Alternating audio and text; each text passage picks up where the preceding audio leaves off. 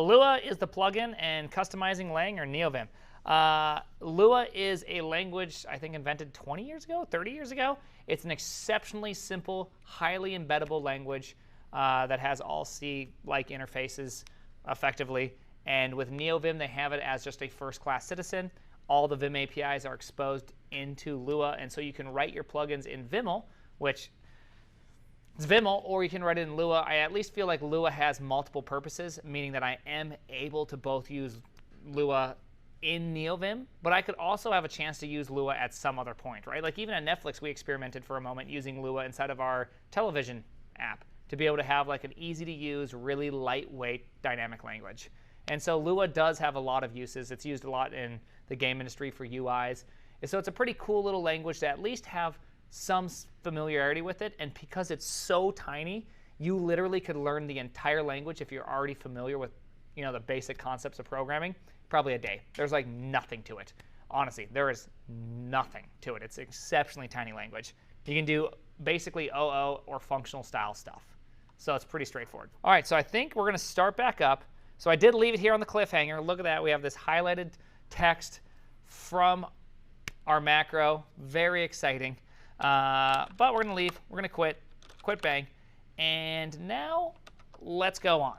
Let's go on to the next thing, which is registers. So I have mentioned this thing over and over again. I've said the word registers, and honestly, when I first heard the term registers, I definitely thought that they're definitely hard to imagine them not being hard, right? They just feel hard, this idea of registers. They're always flipping and flopping, and what are they for? Apparently, they store macros in them.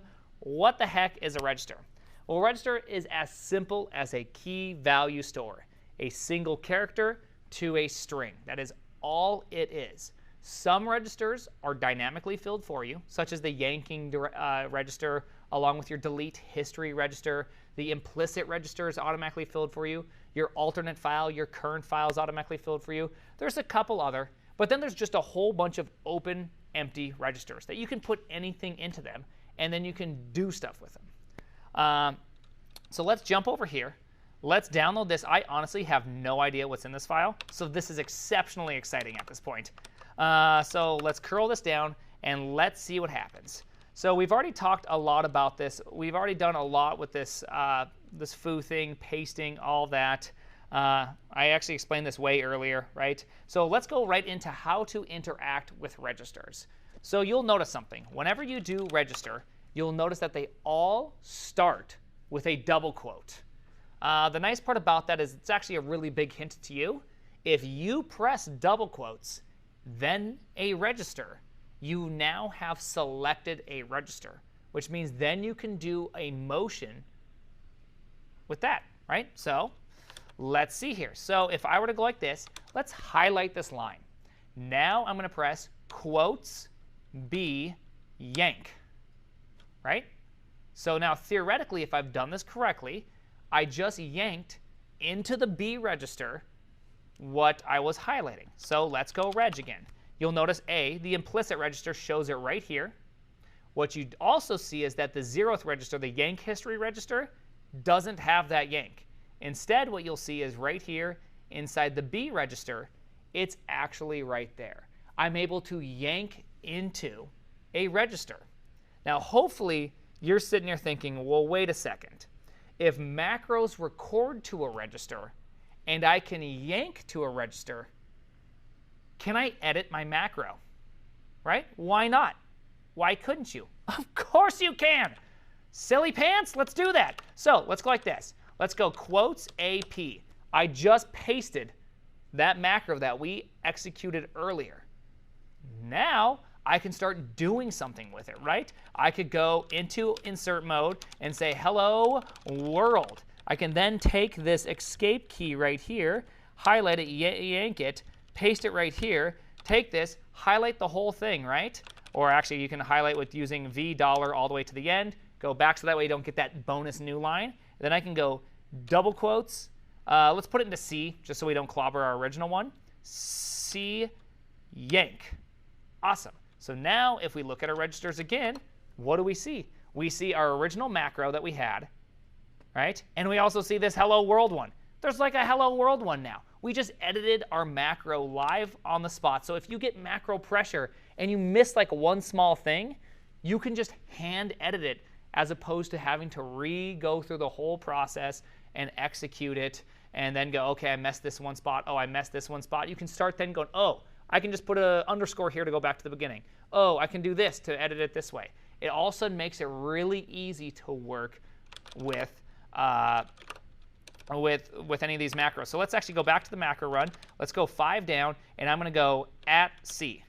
Look at that. Case hello world, right? It just did the same thing that we did before, but we added that little extra hello world, went back into normal mode, did all the text editing, and did all the case statement and everything. So it acted just like how we expected to. And notice that the capital I that we used for the case statement, notice that right here, that capital I allowed us to actually go before the hello world and type in the case statement.